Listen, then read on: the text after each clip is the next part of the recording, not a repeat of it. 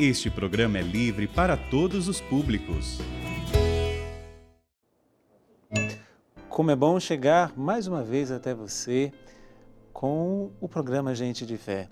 Esse programa que já é tão antigo na programação da TV Canção Nova, com vários formatos, com vários apresentadores. Eu sei que onde eu estou aqui já passaram tantos e tantos irmãos e irmãs de comunidade, e hoje eu tenho a alegria de estar mais uma vez à frente desse programa, depois de algum tempo em que eu fiquei fora, foi um ano mais ou menos.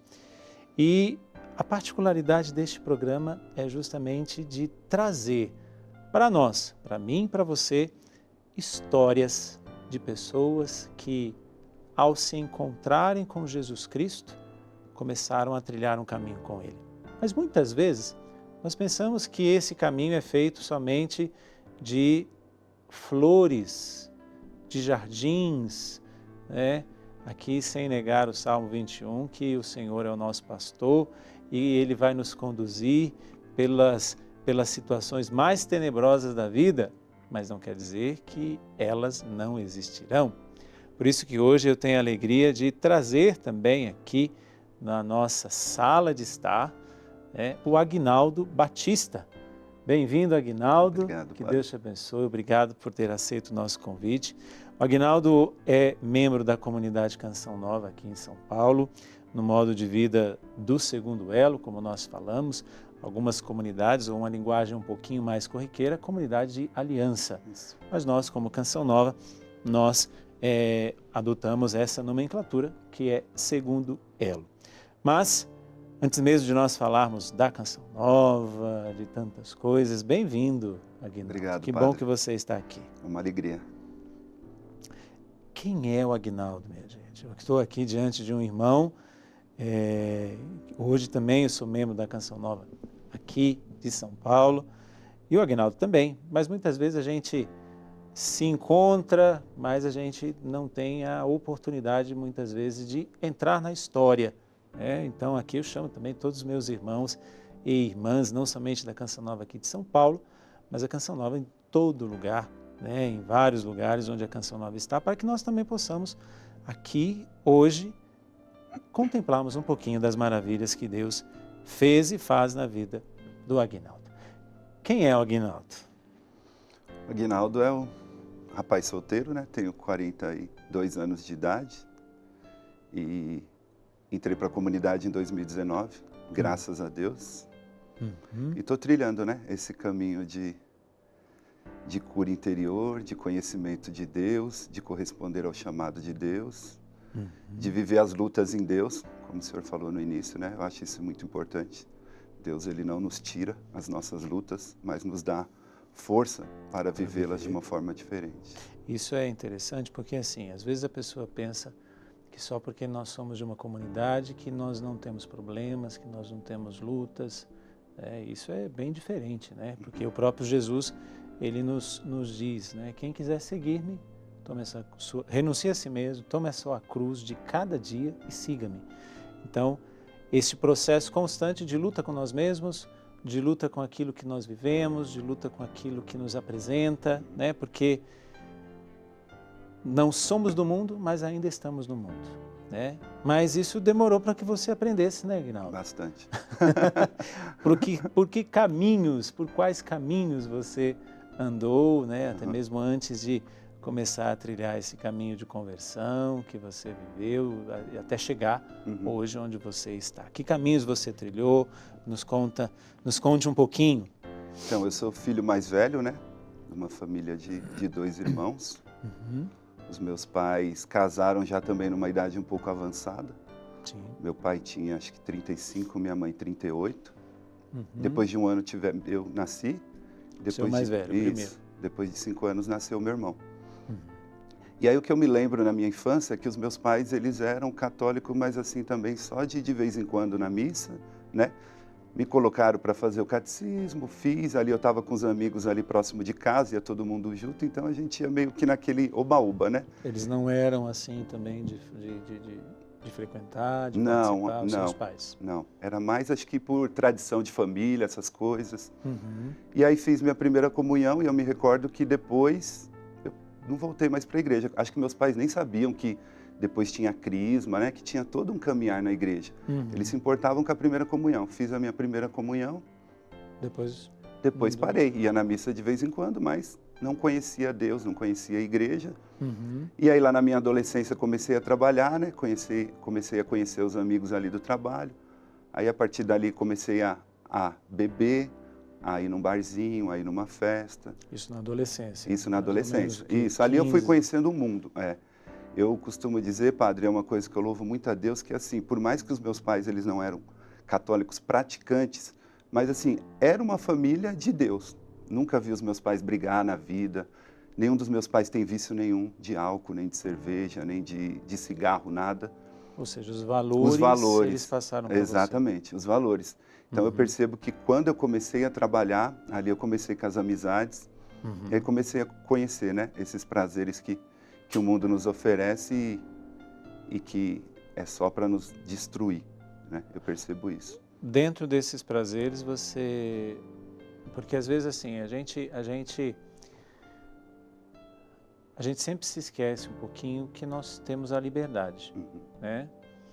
E nem todo mundo que está numa vida de vício, numa vida errada, numa vida, enfim, teve esses exemplos em casa. Como Uhum. você está dizendo, você não teve, né? Você tinha a opção de seguir aquilo que os seus pais passavam para você, passaram, né, para você, mesmo que não te levando para a igreja, mas os valores estavam ali, Exatamente. né? Como você vê, isso é uma grande riqueza, você dizer que você nunca viu seus pais brigando. Nunca. Né? Isso é uma grande... São raras as famílias. Graças a Deus eu também nunca tive Uhum. esse problema em casa. Mas mesmo você tendo essa base, digamos Uhum. assim, mas você se deixou iludir por outras coisas. Sim. Né? Essas coisas vieram de quem? Dos seus amigos, de pessoas que estavam próximas? De quem vieram essas outras opções que você também ao longo da vida, ao longo desses anos aí você foi abraçando? E é interessante isso que o senhor falou, padre, que eu vejo assim os meus pais literalmente como Deus nos trata, né? Nos apresenta, né, as coisas boas, mas nos dá o livre-arbítrio. Eu lembro que quando eu comecei a sair, o tempo inteiro que eu saía para as festas do mundo, a minha mãe sempre me aconselhava a não ir, a não perder noite de sono, a não beber, só que ela nunca proibiu, né? Entendi. Eu me recordo que ela ficava em oração, ficava rezando, porque aí depois que nasceu meu irmão, eu percebi que eles começaram a se aprofundar um pouco na fé, né? Entendi. De serem aqueles católicos assim, só de cumprir preceito para já ter uma experiência com Deus. Nunca foram de servir na igreja, mas eu percebo que eles amadureceram na caminhada e na fé, né? Mas me deram o livre-arbítrio de decidir. E ali no meu trabalho, com os meus amigos... Você tinha que idade, mais ou menos? Acho que 15, 16 anos. 16 anos. É. Aí comecei, né, a conhecer essa sedução, porque o mundo não seduz muito, né?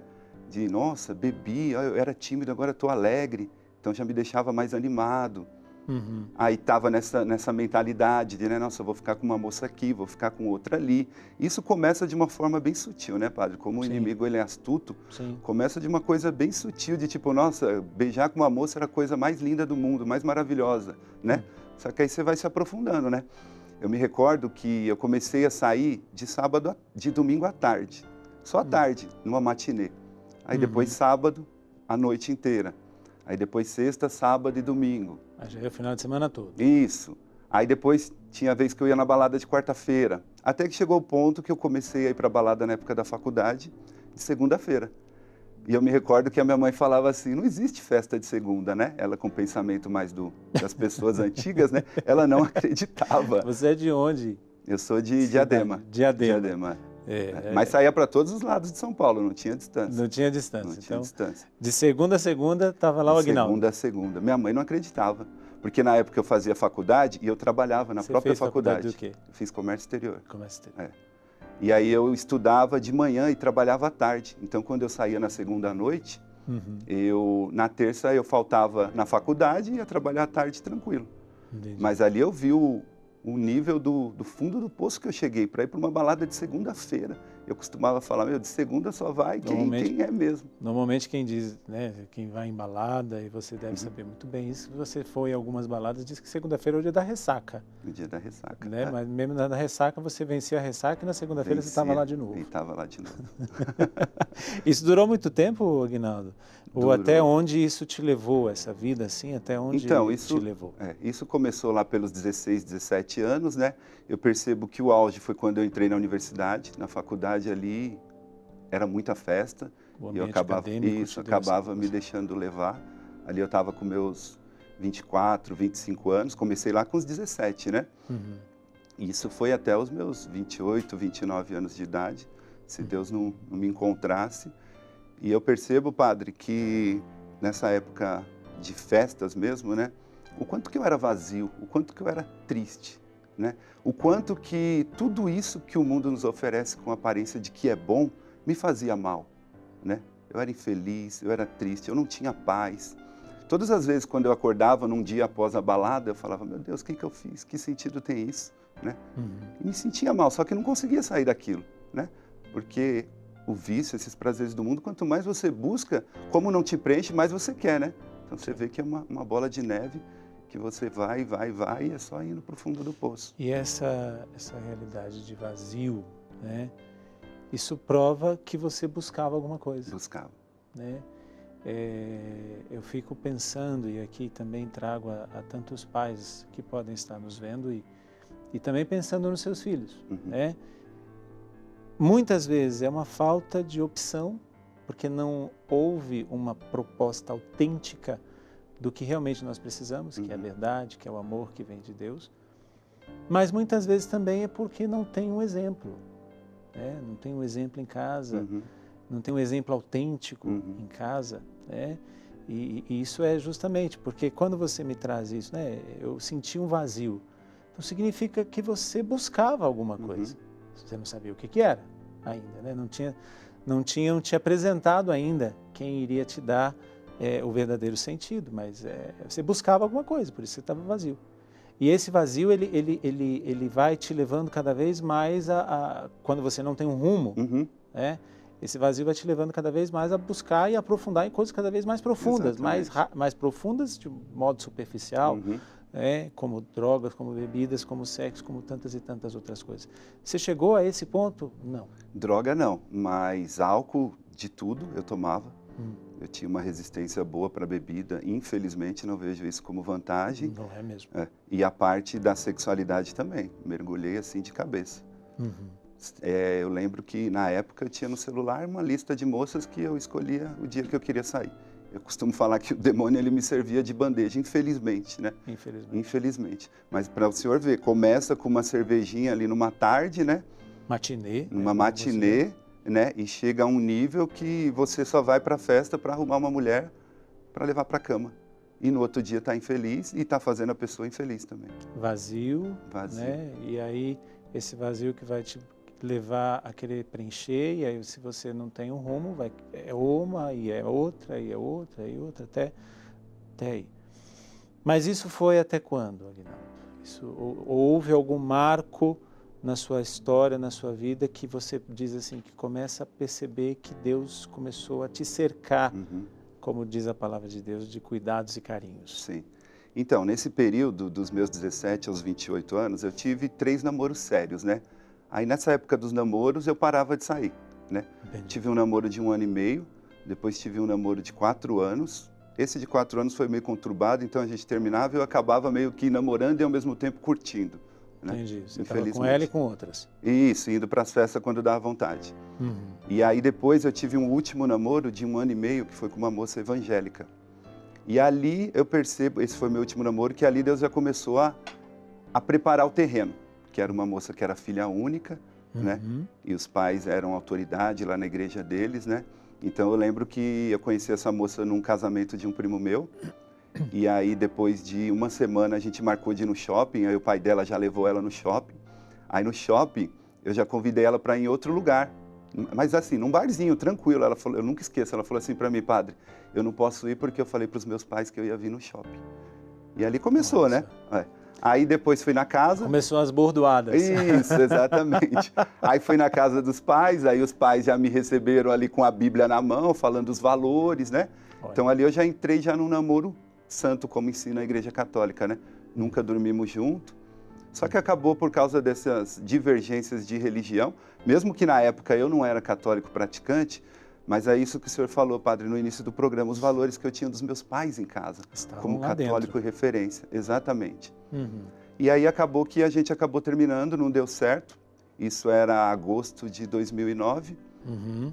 para depois, um pouquinho mais para frente, eu ter minha experiência com Deus. Então, esse namoro foi Deus preparando o terreno para o Agosto que de viria. 2009. E aí depois, no ano seguinte, eu tive minha experiência com Deus. Nesse intervalo aí, porque você falou dos seus pais, né? A sua mãe sempre presente, dizendo para você, e seu pai? Meu pai, para mim, é a referência de homem, padre. Uhum. Ele faleceu em 2006, né? Uhum. Ele teve um câncer no intestino.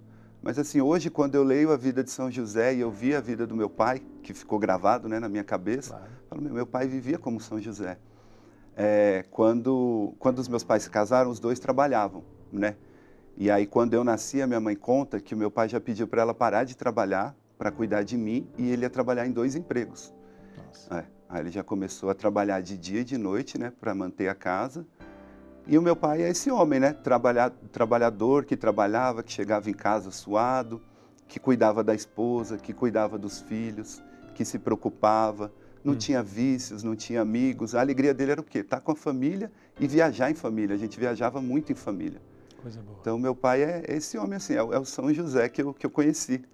E eu quis trazer esse ponto para dizer, eu estou falando aqui diante de um homem de 42 anos, da importância do pai, né, da importância do homem na vida dos filhos. Né? Eu posso dizer o mesmo do meu pai. E meu pai, além de ser como José, e também se chamava José. Olha só. Né? Mas para dizer da importância e, ao mesmo tempo, da crise do homem nesses nossos tempos. Né? Quantos pais, né? Eu falo porque lidando com jovens, lidando com até mesmo crianças, a gente vê essa figura paterna tão enfraquecida, né? Por causa de várias e várias, inclusive ideologias como o próprio feminismo, enfim, tantas e tantas coisas aqui que a gente um dia pode fazer um programa e uma conversa sobre isso. Mas dessa figura enfraquecida, que por outro lado, quando essa figura ela é real, concreta, verdadeira, sólida, ela tem esse ponto de solidificar também, principalmente a nossa vida como homens, né? Porque, claro, na vida da filha, a figura do homem também, quando é assim, ela vai trazer uma coisa muito, muito bonita, né? Porque é aquela coisa da menina olhar e falar assim, eu quero me casar com um homem como o meu pai. E nós vamos olhar para o nosso pai e vamos dizer, o nosso pai herói, né? Que precisa ser resgatado na sociedade de hoje, de olharmos para ele e dizer, eu quero ser um homem como meu pai. Como você dizendo aí, várias qualidades do seu pai, eu tenho certeza que você, ao olhar para o seu pai hoje, né, falecido em 2006, né, olhar para o exemplo, para aquilo que o teu pai te deixou, com certeza você traz muitas características do seu pai, porque você quis, não porque foi passado geneticamente, né, mas porque você quis. Responsabilidade, trabalhador e tantas coisas. Mas a vida também tem esse ciclo, né? Que a gente nunca quer que aconteça, mas infelizmente acontece esse ciclo em que cronologicamente os nossos pais vão antes da gente, né? E eu acho que Deus até preparou que fosse assim. Sim. Nós temos uma preparação muito melhor de enterrar os pais do que os pais enterrarem os seus filhos. Com certeza. Isso é óbvio. Mas, dentro desse contexto todo, existe aí um homem que fez uma experiência com Deus. Graças a Deus. Todas essas situações, essas coisas todas. E aí veio essa última namorada, que você disse que foi como que abrindo, né? Mas aí aconteceu realmente este encontro. E como é que aconteceu este encontro com Deus? Então, terminei o namoro lá em agosto de 2009, né? E fiquei muito mal, né? Porque eu escutava algumas críticas por ser católico, sofri algum pouco de preconceito, né? E é interessante, padre, que Deus colocava no meu coração naquela época, sem eu ter experiência com Deus, assim, não discute, fica quieto, não discute, fica quieto, e eu ficava quietinho, né? E aí, quando eu tive essa experiência com Deus, que aconteceu no dia 15 de fevereiro de 2010, eu senti Deus falando assim no meu coração, agora você vai conhecer minha verdadeira igreja. Isso foi muito forte, né? Porque aí eu recordei, né, o que eu passei, né? Claro, amo os nossos irmãos evangélicos, mas minha experiência com a Igreja Católica é de quanto mais eu conheço, mais eu me apaixono. Mas voltando na pergunta do senhor, estava eu e um amigo meu num bar, tomando cerveja, porque aí eu terminei esse namoro que, para mim, eu achava que ia me colocar nos trilhos e acabou não dando certo, e aí entrou aquela deprê, né? Foi afogar as mágoas. Exatamente. Então aquela estava sendo a pior fase, né? Porque eu falei, poxa vida, porque entre aspas, naquela época, eu era católico só de dizer que era, e eu estava pagando um alto preço naquele namoro, né? Para os valores que eu tinha, né? Sim, então claro. eu estava querendo ali já me consertar, e não deu certo. Então eu pensei, puxa, apostei tanto e não deu certo, agora esquece, né? Vou desandar de Isso. Aí estava eu e um amigo meu no bar, era janeiro de 2010, às vésperas do carnaval tomando cerveja. E aí esse meu amigo perguntou onde que eu ia passar o carnaval do próximo ano. E ao mesmo tempo que eu estava mal afogando minhas mágoas, eu vi alguns vídeos do Padre Fábio de Mello no YouTube, né, na internet. E ali eu vi alguma coisa sobre a Canção Nova, mas não conhecia nada de Canção Nova. Nunca tinha ouvido falar. Nunca, renovação carismática, nada. Mas eu via muitos jovens alegres, animados, né? A sabedoria do padre falando também, e aquilo me atraía. Ali eu já estava, sabe, sentindo que era por ali. E aí a gente tomando cerveja, ele perguntou, Aguinaldo, onde você vai passar o carnaval desse ano? Eu falei assim, cara, eu não sei, mas eu queria conhecer essa tal de Canção Nova. Hoje eu vejo que Deus já estava agindo ali, porque quem era o Aguinaldo falar isso num bar, bebendo... Não era um lugar tão propício assim para discutir um retiro de carnaval, eu né? parei e pensei, eu falo, nossa, como é que eu falei aquilo? Aí, para minha surpresa, ele já tinha tido uma caminhada mais firme na igreja e estava afastado, mas conhecia a Canção Nova pela TV. E ele falou assim, Aguinaldo, eu sempre tive vontade de conhecer lá, vamos no carnaval? Aí eu, o homem velho, veio com toda a força, falei, Edmar, mas carnaval é a época do ano que eu mais gosto, né? Poxa, espero o ano inteiro, a gente vai para um retiro no carnaval. Aí meio que ele concordou comigo e a gente deixou aquilo de lado, continuamos tomando cerveja. Mas Deus queria que a gente fosse no carnaval. Aí passou uma semana, esse meu amigo me liga, fala, Aguinaldo, tive uma ideia. O quê? Eu tenho uma irmã que mora no litoral norte e é mais ou menos caminho da Canção Nova. O que você acha da gente ir lá, passar 1 ou 2 dias na Canção Nova para conhecer e de lá a gente vai para o litoral norte, curtir o carnaval, né? Entre aspas. E aí eu falo que aquilo foi a isca de Deus, porque aí eu topei, né? Falei assim, eu mato minha curiosidade e não perco o meu carnaval, né?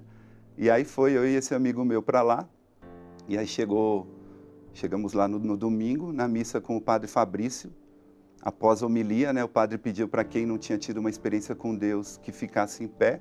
Aí eu e esse meu amigo ficamos em pé e várias pessoas ficaram, e ali a gente foi batizado no Espírito Santo.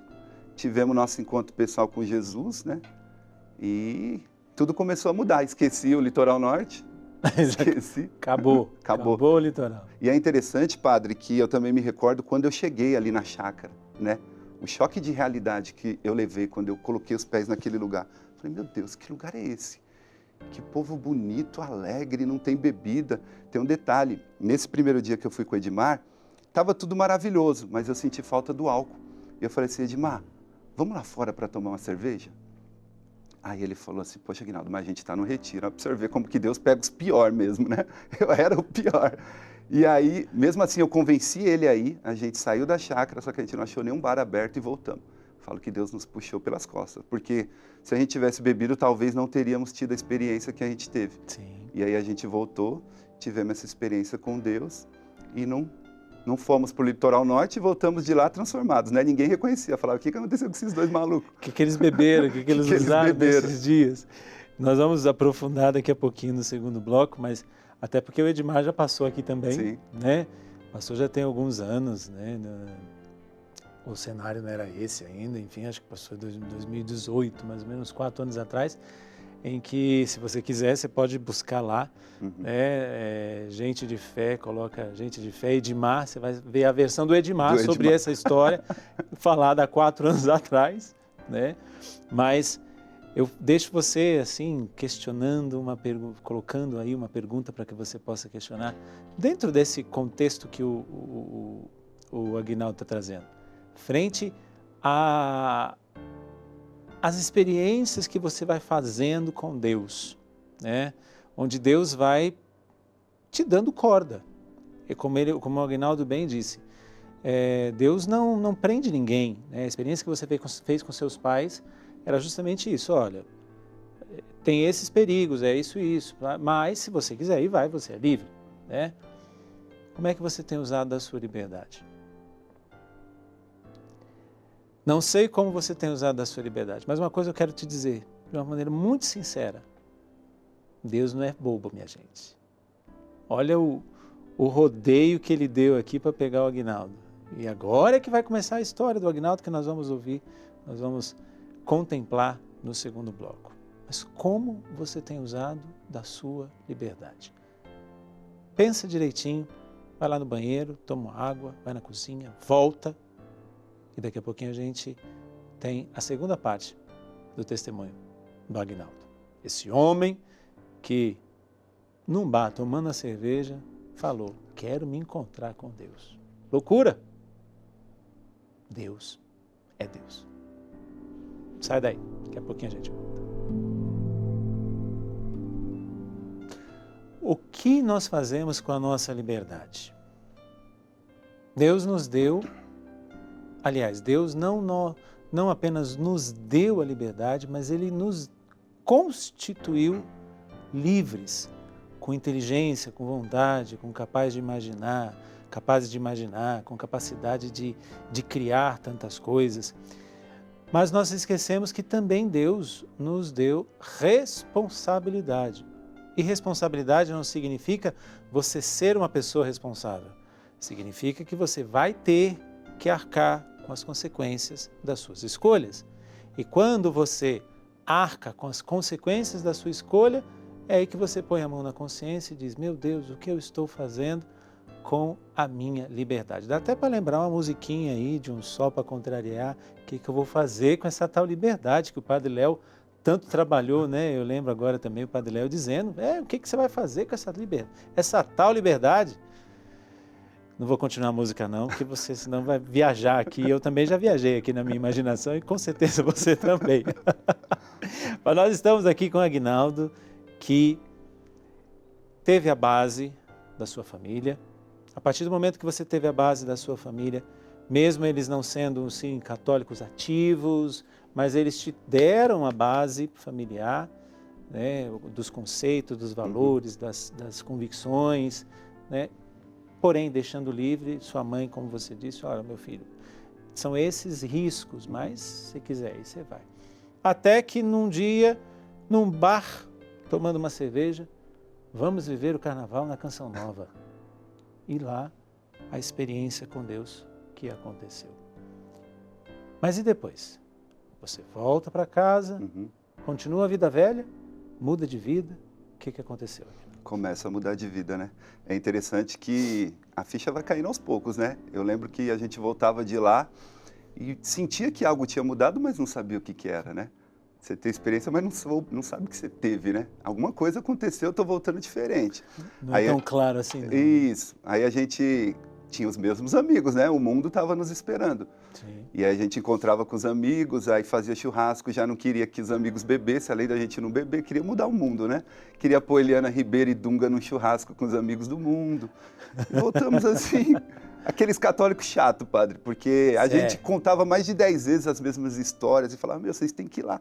Porque acho que é normal isso no início, né? Você quer mudar todo mundo. Mas ao mesmo tempo veio a tentação de, mas para a gente viver tudo isso, nós vamos ter que ir lá na Canção Nova de novo?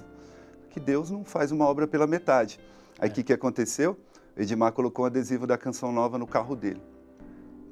Uma semana depois que a gente voltou, parou num restaurante para comer, o cara parou do lado dele e falou assim, vocês vão na Canção Nova? Ele falou assim, a gente foi num carnaval lá, gostamos muito. Ele falou assim, tem uma igreja aqui em Santo André que tem umas missas que são muito parecidas com o que acontece lá na Canção Nova.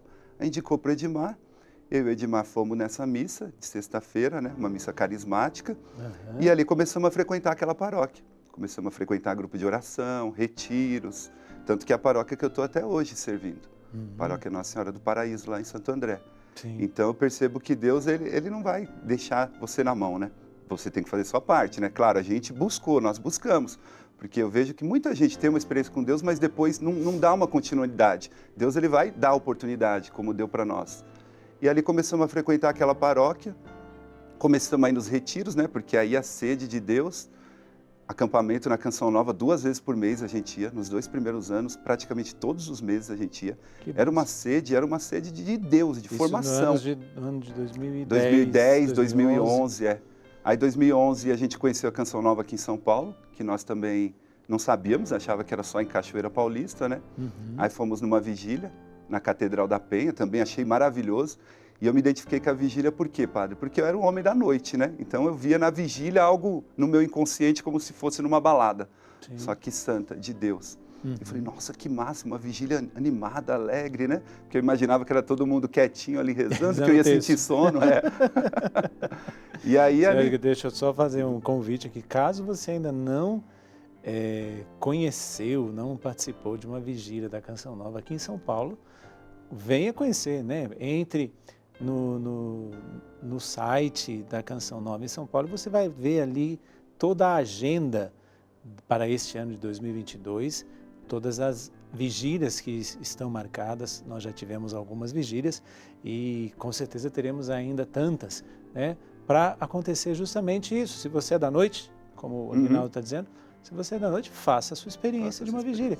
Não é uma vigília de você ficar lá com a vela, rezando, dormindo e queimando a ponta do cabelo. Não, não é assim não. Faça uma experiência que com certeza você vai gostar. Mas eu moro longe. Faça o possível. Olha aqui, ó. Veio lá de Diadema para Penha.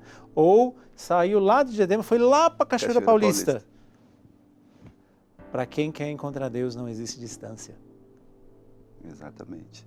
E aí numa vigília aconteceu e tudo isso. Exatamente. E essa sede de Deus, né, padre? Eu lembro que quando nós voltando um pouquinho ao que eu estava falando, que nós voltamos de Cachoeira Paulista, é impressionante a força de uma experiência com Deus concreta e verdadeira, né? E os dois ao mesmo tempo. Eu louvo muito a Deus, porque nós logo fomos nos confessar. Eu lembro que desde a primeira comunhão eu não me confessava, já veio o desejo, não tinha ninguém falando para nós dois. Eu preciso me confessar. Meu filho, isso. Eu também. Aí o Edmar falou, eu também. Aí fomos nos confessar. Aí eu queria a missa, queria ler a palavra toda hora. Era uma sede assim que insaciável, né? Eu costumo falar. Isso foi interessante porque isso que você disse, né? Foram os dois. Foram os dois. Né? Foram os dois numa experiência com certeza particular, mas única, né? No mesmo momento. E os dois eram amigos e os dois puderam se ajudar também. Exatamente. Né? Eu tenho certeza que muitas vezes você foi braço forte para o Edmar e muitas vezes o Edmar foi braço forte para você, né? Para que você chegasse até aqui. Né? O Edmar, como eu disse no primeiro bloco, hoje tem a família dele, hoje tem a vida dele, ajuda, tem muita coisa para fazer. É um grande amigo da Canção Nova aqui em São Paulo. Mas você não somente se tornou alguém que frequentou a Canção Nova, mas que cargas d'água quis entrar na Canção Nova. E hoje é. Exatamente. Mas como é que foi esse processo?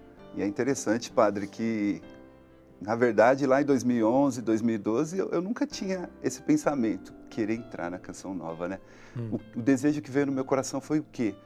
Eu preciso corresponder a esse amor, né? Eu preciso corresponder. E aí, de tanto beber nos acampamentos, nas vigílias, né? Nos eventos que tinha da Canção Nova aqui em São Paulo, eu já comecei a ficar incomodado de estar só bebendo. E aí eu lembro que vinha na minha cabeça assim, mas se eu me colocar a serviço, eu vou perder, né? A mentalidade infantil, né? Então eu tinha um pouco essa resistência. E até esse período, 2011, 2012, eu também não servia na paróquia. Então era só bebendo na paróquia, bebendo na Canção Nova. Aí eu me recordo que foi numa vigília, na Penha, e nessa época a gente ia em 10, 12 jovens para a vigília, uma galera, enchia 1, 2 bancos. E aí no intervalo, todo mundo desceu para fazer um lanche e eu fiquei, né?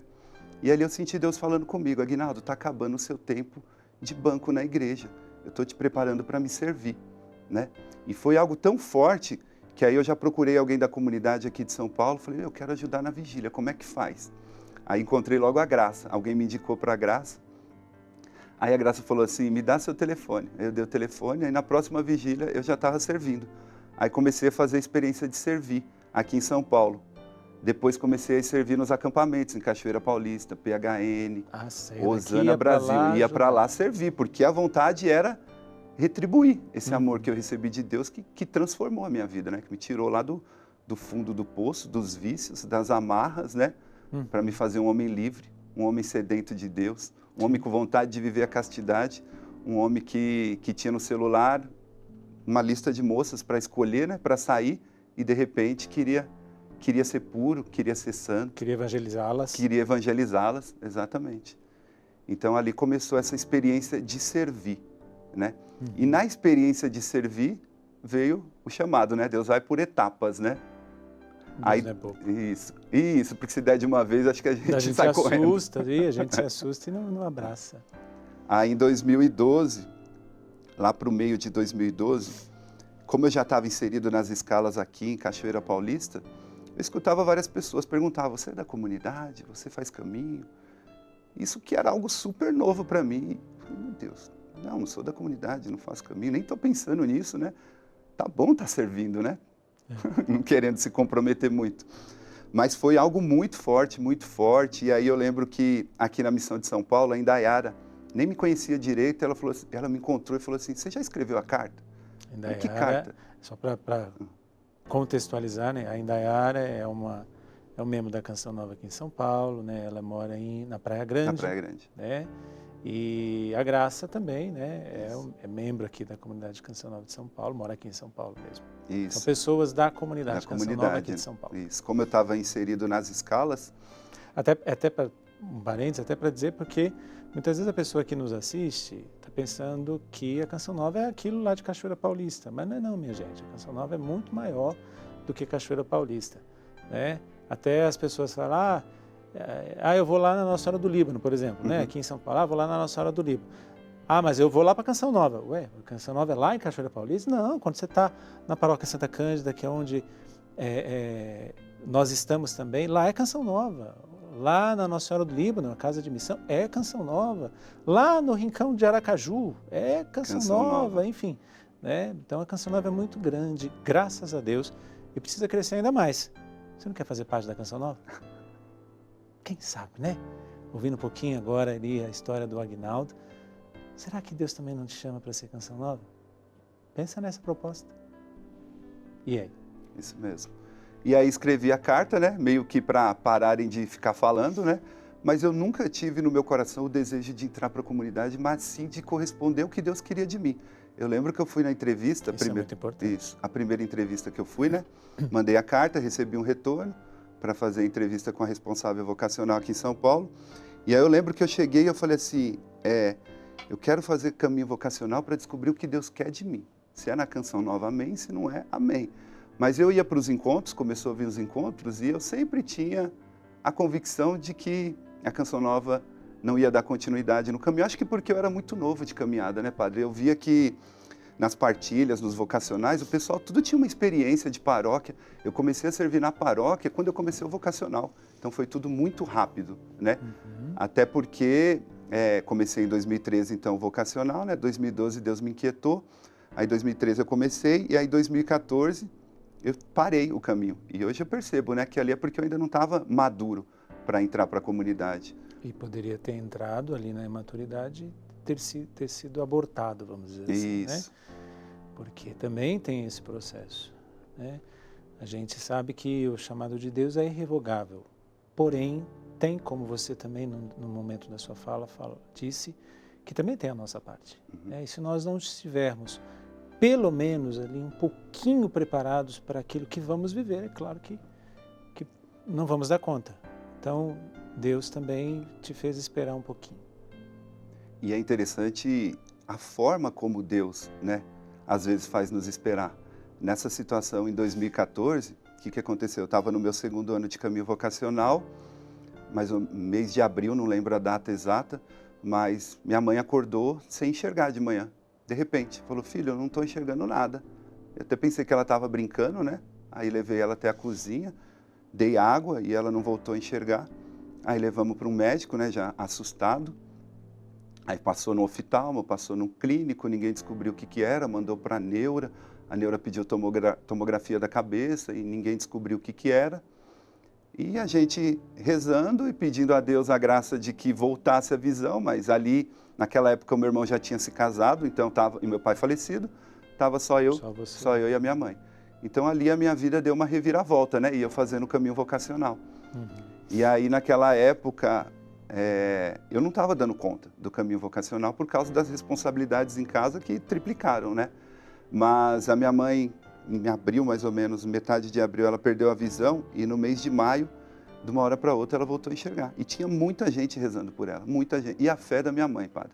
A fé da minha mãe é algo assim, para mim, que me ensina muito, porque ela não se abala diante dessas situações, né? Ela é muito devota de Nossa Senhora, ela reza muito o terço. Então eu lembro que nessa época que ela não estava enxergando, ela assistia o terço na TV Canção Nova às 18 horas, passava a mão na televisão na imagem de Nossa Senhora, passava no olho, só lavava o olho com água benta.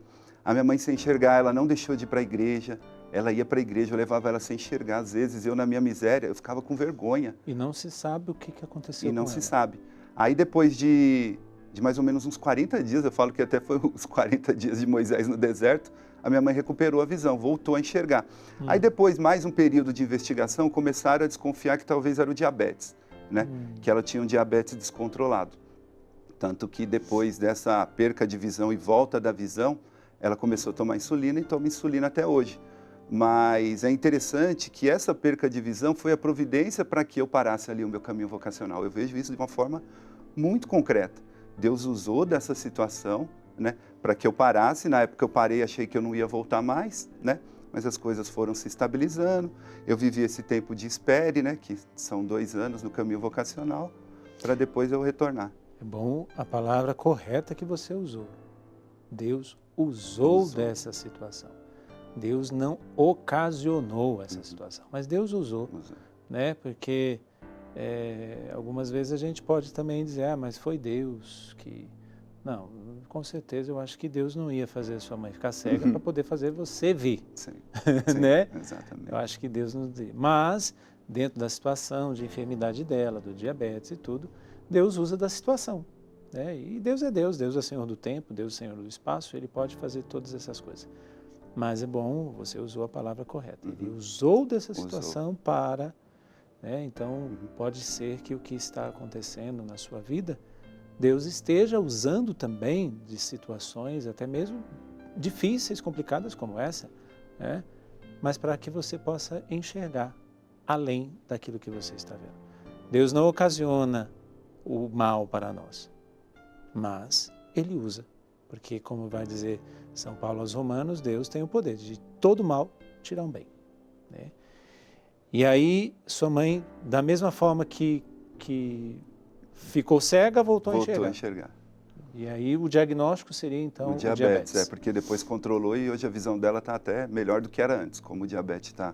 Está melhor do que a nossa. Controlado, acho que está. Mas hoje, e aí você parou o caminho, depois retornou? Retornei. Quanto tempo depois? E é interessante o quanto que Deus, em tudo Ele nos forma, né? Nesse tempo, deixa eu só... Nesse tempo que você parou, você não abandonou? Não. Você continuou participando, ajudando? Exatamente. Você só não estava no caminho de discernimento vocacional. Exatamente. Né? Mas não me afastei da comunidade porque era aquilo que Deus usava para me sustentar, né? Eu vejo isso de uma forma muito clara.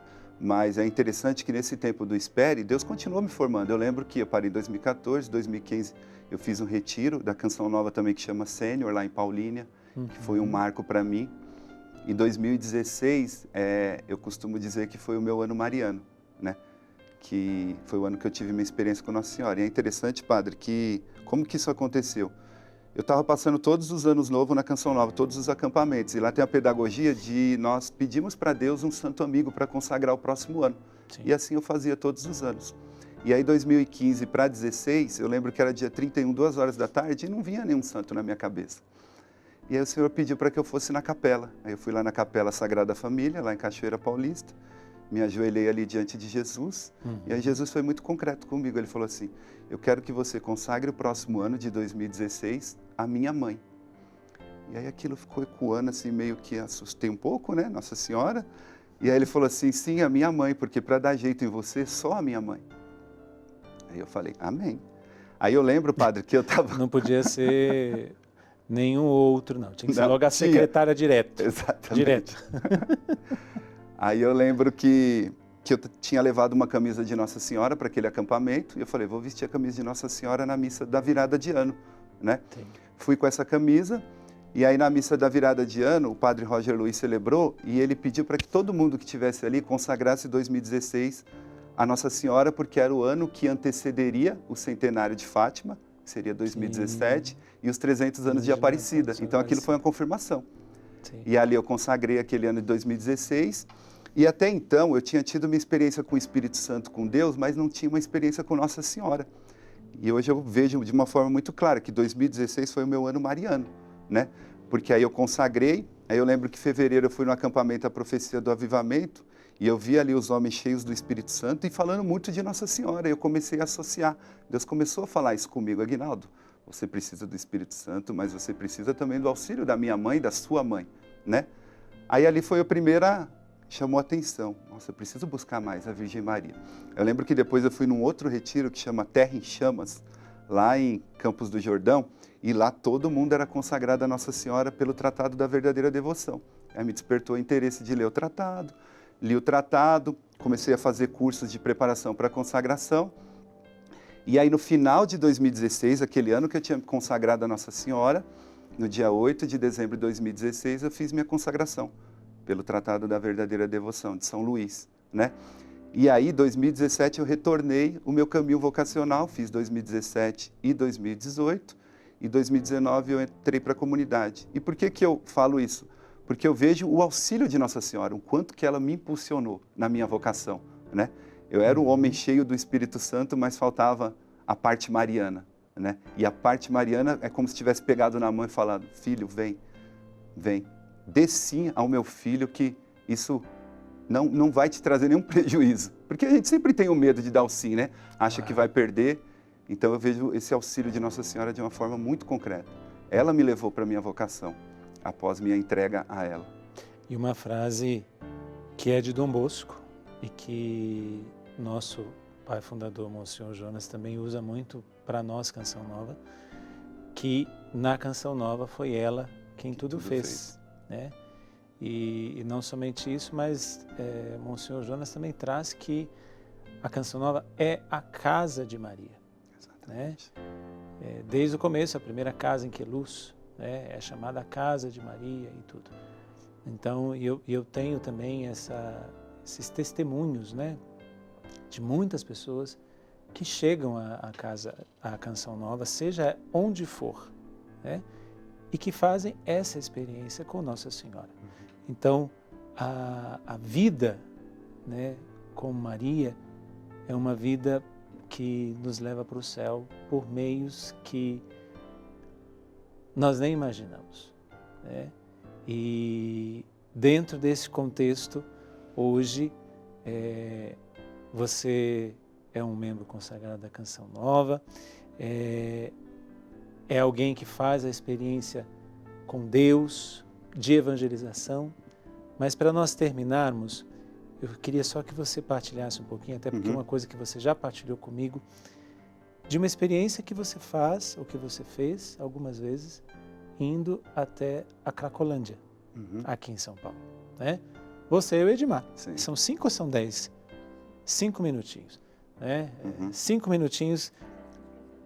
Ah, era a diretora, né? Nós estamos ao vivo, estamos aqui no programa ao vivo, então o diretor esqueceu de me marcar o tempo. Mas, beijo para no coração, viu, diretora? Mas em 5 minutinhos, tudo isso que você viveu, hoje você encontra essa experiência que você fez algumas vezes. Como que é isso e como você pode finalizar o programa em 5 minutos dizendo dessa experiência? Sim, é interessante que o Edmar, ele começou, né, fazendo essa experiência, né, na paróquia que ele serve, de servir na pastoral dos pobres e levar esses alimentos para as pessoas que estavam na rua, e ele partilhando comigo, né, isso despertou no meu coração, né, além de ver a vida de vários santos, né, que tiveram essa experiência. São Francisco de Assis. E eu também vi isso muito bonito em outras comunidades que têm esse carisma, né, padre? Na época que eu estava buscando o discernimento da minha vocação, eu olhava para as outras também, não só para a Canção Nova, uma Aliança de Misericórdia, uma Toca de Assis, né? E eu achava bonita a forma como eles tratavam os pobres, né? Não só bonito, né, como algo necessário para nós cristãos. E eu sentia que faltava isso para mim, essa parte da caridade, né? E aí um certo dia o Edmar falou assim: Aguinaldo, nós estamos indo na Cracolândia quase todos os sábados levar alimento. Vamos? Ele me chamou. Eu falei assim: vamos, Edmar, eu quero ir, eu quero fazer essa experiência. E aí marcou um horário lá, passou, me pegou, e nós fomos. Mas eu lembro, padre, que eu fui um pouco apreensivo, né? Porque eu pensei, meu Deus, falam que a Cracolândia é o pior lugar, né? E eu fui apreensivo ali, rezando, um pouco quieto, tenso, com medo de como que ia ser. E eu cheguei lá, a gente fomos acho que em 3 carros, né? O pessoal da paróquia dele. Chegamos lá, passamos numa padaria, que o pessoal da padaria doou os lanches, né? Fizemos sucos, levamos lanche e suco, isso num sábado à noite. E aí chegamos lá, aí já começou a me surpreender, né? A educação daquele povo na Cracolândia. As pessoas já começaram a formar filas, né? Chamar a gente de senhor, né? Olha. E aí a gente entregava um lanche, agradecia. E eu lembro que eu estava servindo suco, e para todo mundo que eu dava um copo de suco, eu falava assim: Deus te abençoe. Padre, sem exceção, nenhum deixou de falar amém ou a você também. Eu falei, meu Deus, às vezes eu estou na igreja e eu não escuto isso, né? Um amém, um a você também. E ali a educação daquele povo. E aí o Edmar, como já estava mais tranquilo, então ele me levava lá para o meio, a gente até rezava pelas pessoas. Eu lembro que eu cheguei perto de um rapaz que estava com uma caixa no chão, e aí Deus me inspirou a rezar por ele, eu coloquei a mão, rezei nele, depois o Edmar falou para mim que ele era o traficante, e eu abracei ele, e a experiência que eu tive era o quê, padre?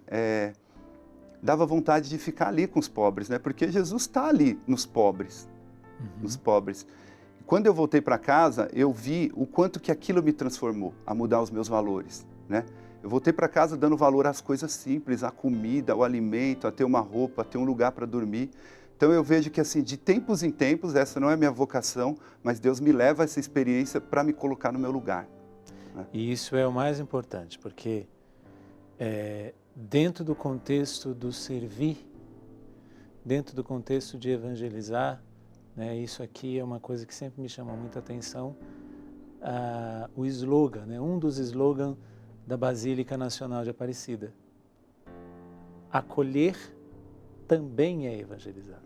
E muitas vezes nos falta essa acolhida por um preconceito, por um medo, porque eu não conheço, porque, enfim, né? E ali aquela realidade que quem sabe na cidade, né, numa cidade como a nossa, tem Rio de Janeiro, Belo Horizonte e tantas outras cidades, mas você que nos acompanha agora pode não ter essa realidade na sua casa ou na sua cidade, né? Mas o fato de você acolher a diferença também é evangelizar. E o simples fato de você baixar as guardas do preconceito, das resistências, com certeza, às vezes, com um simples Deus te abençoe, você vai sair muito mais evangelizado do que eles. Nós chegamos ao final do nosso programa, Aguinaldo, e eu quis finalizar justamente com isso, porque tudo que Deus foi trilhando com você, né, para fazer com que você chegasse a viver tudo que você viveu e tudo aquilo que você ainda vai viver, né? Porque tem várias e várias outras situações. Mas para dizer a você, meu irmão e minha irmã que me acompanha, quando nós entramos no trabalho, na missão, para caminharmos do lado de Jesus, não vão desaparecer as nossas cruzes. Pelo contrário, o Aguinaldo poderia dizer aqui tantas vezes, só a mãe dele, 2 vezes com idade, nessa pandemia, já teve 2 vezes, já Covid. foi 2 vezes infectada pela Covid. Mas para dizer a você, Deus não nos prometeu uma vida boa, mas nos prometeu que estaria conosco até o fim dos tempos. Deus abençoe você, Deus abençoe Aguinaldo. Amém, Padre. Este e todos os outros programas da programação da Canção Nova você pode acompanhar no Canção Nova Play, que é o canal da Canção Nova no YouTube. Deus te abençoe e até o próximo programa, se Deus quiser.